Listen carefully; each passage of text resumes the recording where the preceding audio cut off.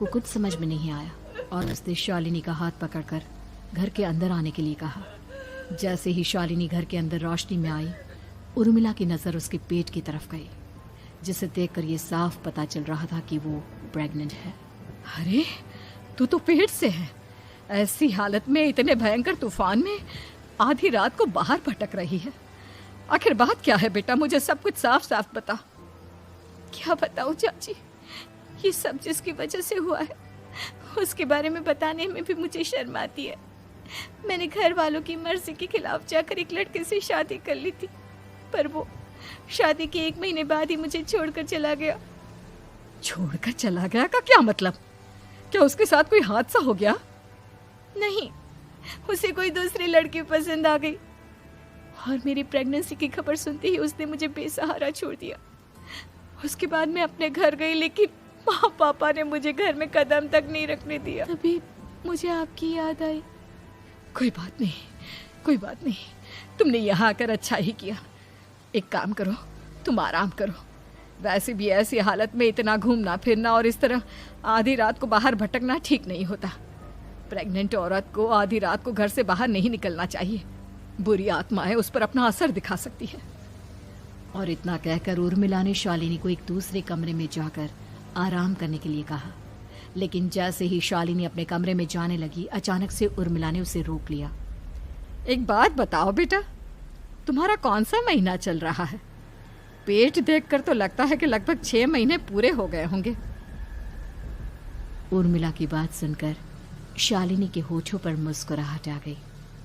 चाची जी, अभी सिर्फ 1 ही महीना हुआ है। शालिनी की बात सुन उर्मिला दंग रह गई। उसे समझ में नहीं आ रहा था कि प्रेगनेंसी के पहले ही महीने में शालिनी की हालत ऐसी क्यों थी। लेकिन फिर उसने बात को नजरअंदाज कर शालिनी को आराम करने के लिए कहा और खुद भी कमरे में जाकर सो गई। अभी कुछ ही घंटे बीते थे कि अचानक से एक बच्चे के बड़े ही अजीबोगरीब बेढंगे तरीके से रोने की आवाजें उर्मिला के घर में गूंजने लगी। उन आवाजों को सुनकर उर्मिला की नींद फिर से खुलती है। ये अचानक बच्चे के रोने की आवाज कहां से आने लगी? उसने उठकर चारों तरफ देखा, पर वहां उसे कोई नजर नहीं आया।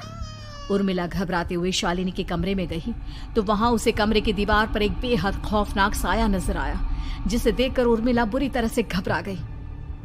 आखिर ये सब क्या हो रहा है? शालिनी, शालिनी उठो! उसने जोर जोर से आवाज देकर शालिनी को जगाने की कोशिश की, लेकिन ऐसा लग रहा था जैसे उसकी आवाज शालिनी तक पहुंच ही नहीं रही थी। कमरे की दीवार पर एक बहुत बड़ा और बेहद डरावने दिखने वाले इंसान का साया और एक बच्चे के अजीबोगरीब ढंग से रोने और चीखने की आवाजें अब उर्मिला को ज्यादा डराने लगी थी। उर्मिला को शालिनी की चिंता सताने लगी और उसने पूरी ताकत के साथ चीखकर शालिनी को आवाज लगाई, शालिनी! तभी अचानक सब कुछ एकदम पहले जैसा हो जाता है और उर्मिला की आवाज सुनकर शालिनी की नींद खुलती है। क्या हुआ चाची, आप इतनी तेज क्यों चिल्ला रही हैं? आप ठीक तो है ना? अभी मैंने तुम्हारे कमरे में कुछ अजीब सा देखा। तुम ठीक हो ना शालिनी? मुझे यहाँ एक बच्चे के रोने की आवाजें आ रही थी।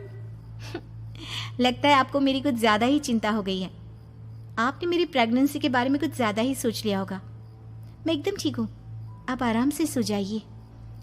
इतना कहकर शालिनी ने उर्मिला को फिर से अपने कमरे में जाने के लिए कहा और खुद भी जाकर सो गई। पर अब उर्मिला की आंखों से नींद गायब हो चुकी थी। अगली सुबह जब शालिनी उठी तो वो सीधा उर्मिला के पास आई। गुड मॉर्निंग चाची।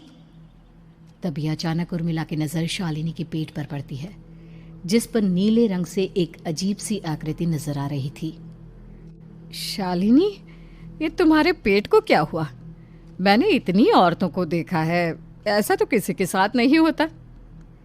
शालिनी ने जैसे ही अपने पेट की तरफ देखा तो उसे वहां कुछ भी नजर नहीं आया। चाची, कुछ भी तो नहीं है, सब कुछ एकदम नॉर्मल है। आपको क्या अजीब लग रहा है? इससे पहले कि उर्मिला उसके सवाल का कोई जवाब देती, अचानक से शालिनी के पेट में जोर जोर से दर्द होने लगा। वो बुरी तरह दर्द से तड़पने लगी। चाची, चाची! ये सब देखकर उर्मिला बहुत घबरा गई। उसने धीरे धीरे शालिनी के पेट को सहलाना शुरू किया, लेकिन शालिनी का दर्द कम नहीं हुआ। उर्मिला जाकर रसोई से पानी का गिलास लेकर आई और शालिनी को पानी पिलाने की कोशिश करने लगी। ले बेटा, पानी पी ले, तुझे आराम मिलेगा। ले ले। नहीं चाची, मुझे बहुत तेज दर्द हो रहा है। अरे थोड़ा पी ले बेटा।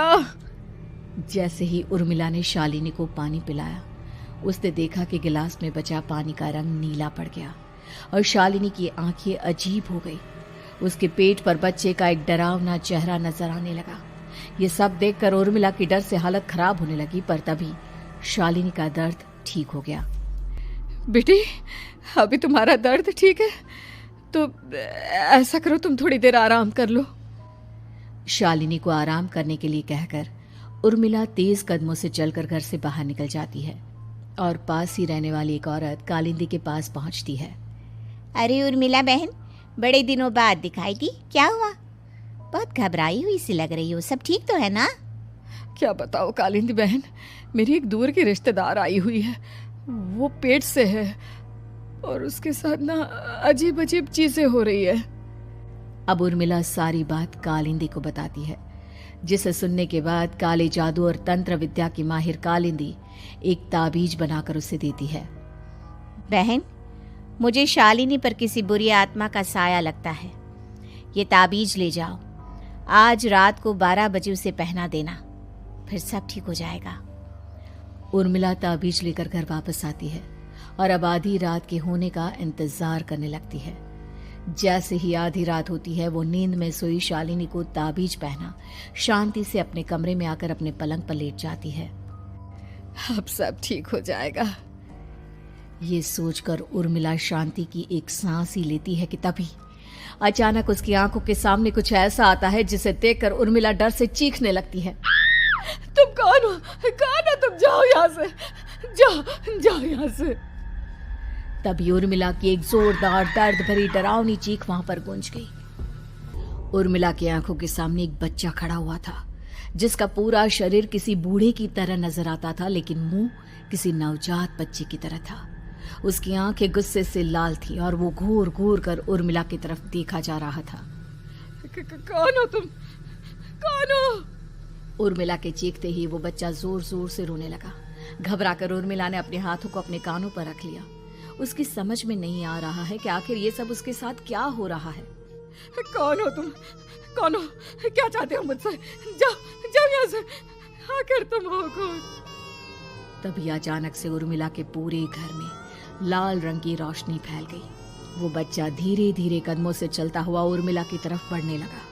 किसी नवजात पैदा हुए बच्चे के जैसे उसके रोने की आवाज अब उर्मिला के कानों में गूंज रही थी। लेकिन कुछ ही सेकंड में वो चुप हो गया और उसने बेहद खतरनाक आवाज में उर्मिला के सवाल का जवाब दिया। मैं वो हूँ जो अब तक पैदा नहीं हुआ, लेकिन जब मैं पैदा हो जाऊंगा तो वो होगा जो अब तक कभी नहीं हुआ। ये क्या कहना चाहते हो तुम? ऐसा क्या हुआ जो अब तक नहीं हुआ? तबाही होगी, तबाही। सब कुछ खत्म हो जाएगा और ये जो लड़की मुझे जन्म देने वाली है, मैं उसका खून पी जाऊंगा, सारा खून। उस बच्चे की बात सुनते ही उर्मिला बुरी तरह घबरा गई। उसका एक बुजुर्ग आदमी जैसा शरीर, एक नवजात बच्चे जैसा चेहरा, ये दोनों ही बातें उर्मिला की समझ से बाहर थी। तभी वो बच्चा अचानक गायब हो गया। घर का माहौल फिर से पहले जैसा हो गया। लाल रंग की रोशनी भी अब गायब हो चुकी थी।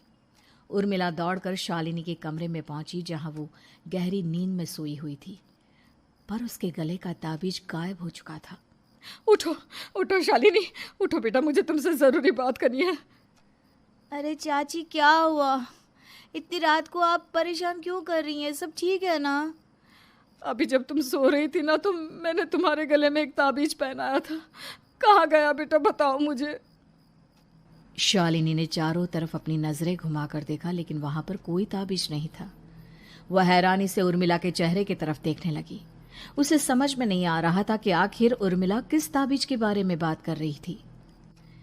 नहीं चाची, यहाँ कोई ताबीज नहीं है। लगता है आपने कोई बुरा सपना देखा है।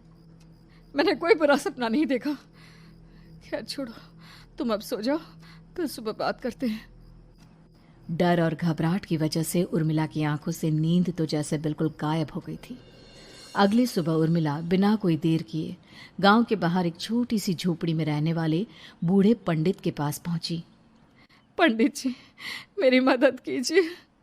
अरे आओ आओ उर्मिला, क्या हुआ? सब ठीक तो है ना? क्या बताओ पंडित जी, बहुत बड़ी मुसीबत है। मेरी दूर की एक रिश्तेदार लड़की पेट से है और उसके साथ बहुत डरावनी चीजें हो रही है। कल रात को तो एक अजीब सा दिखने वाला बच्चा मेरी आंखों के सामने आकर खड़ा हो गया था। ये तुम क्या कह रही हो? मुझे साफ साफ बताओ कि आखिर तुमने क्या देखा?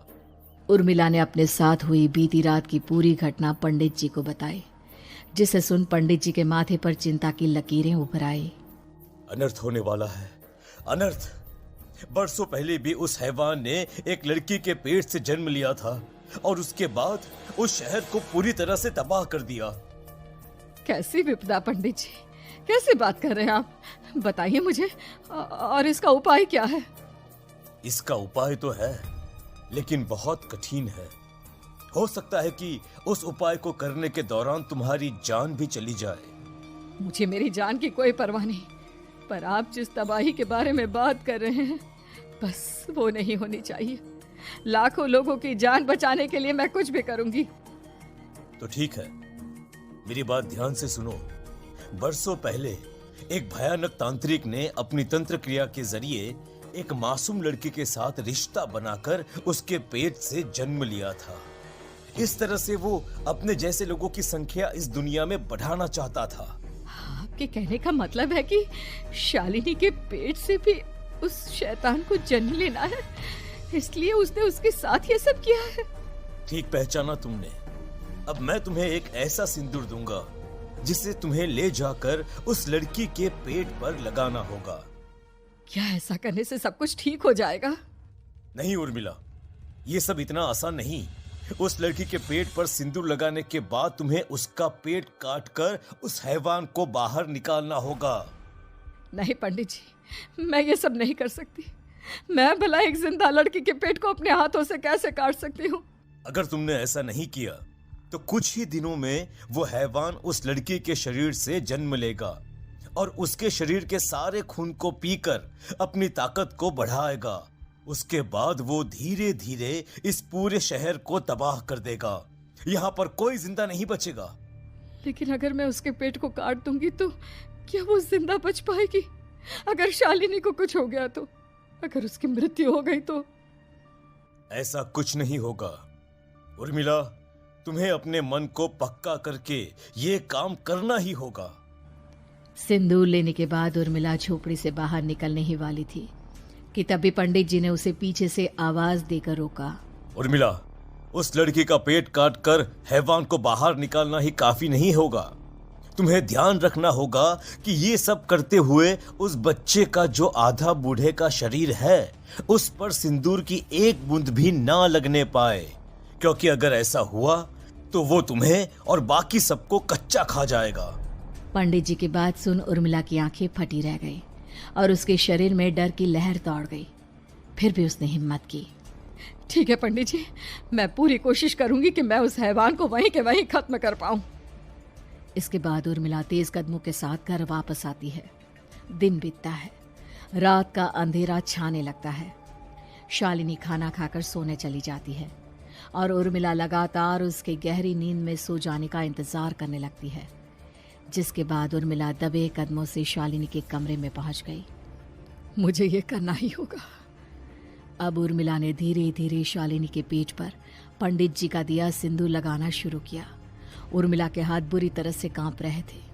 उसके एक हाथ में चाकू था जिससे वो पेट काटने वाली थी। उर्मिला ने एक नज़र शालिनी के चेहरे की तरफ देखा और फिर डरते हुए उसके पेट पर चाकू चलाना शुरू किया। कमाल है, मैं इसका पेट काट रही हूँ और ये आराम से सो रही है। इसे दर्द नहीं हो रहा क्या? तभी अचानक उर्मिला के कानों में बच्चे की रोने की आवाज सुनाई देने लगी। उसने घबराकर चारों तरफ देखा पर वहां पर कोई नहीं था, बस रोने की आवाज लगातार आ रही थी। उर्मिला बिना रुके लगातार शालिनी के पेट को काटती रही। उसे इस बात का भी ध्यान रखना था कि सिंदूर बच्चे के बूढ़े आदमी वाली शरीर के हिस्से पर ना लगे। कुछ ही देर में वो हैवानी बच्चा उर्मिला के हाथों में था। उसने बड़ी ही सावधानी से उस बच्चे को बाहर निकाला और पंडित जी के कहे अनुसार उसे घर से दूर जलाने के लिए ले गई। पर तभी उसके सामने वही बूढ़े शरीर और बच्चे के चेहरे वाला बच्चा आ गया। अपनी गोद में और सामने भी बच्चे को देखकर उर्मिला हैरान रह गई। मुझे मारोगी? मुझे इतनी हिम्मत कैसे आ गई तुम्हारी? तुम पैदा नहीं हुए हो और मुझे पता है जब तक तुम्हारा जन्म नहीं हो जाता तो मुझे कुछ नहीं कर सकते। इतना बोलते ही उर्मिला तुरंत उस बच्चे को घास के ढेर पर फेंक कर उसमें आग लगा देती है, जिसके तुरंत बाद वो बूढ़े आदमी के शरीर और बच्चे के चेहरे वाला अजीब तांत्रिक का भूत भी वहां से गायब हो जाता है। कुछ देर बाद उर्मिला घर पहुंचती है तो वो ये देखकर हैरान रह जाती है कि शालिनी का पेट अपने आप जुड़ चुका था। शुक्र है भगवान का और उन पंडित जी का, अब सब ठीक हो जाएगा।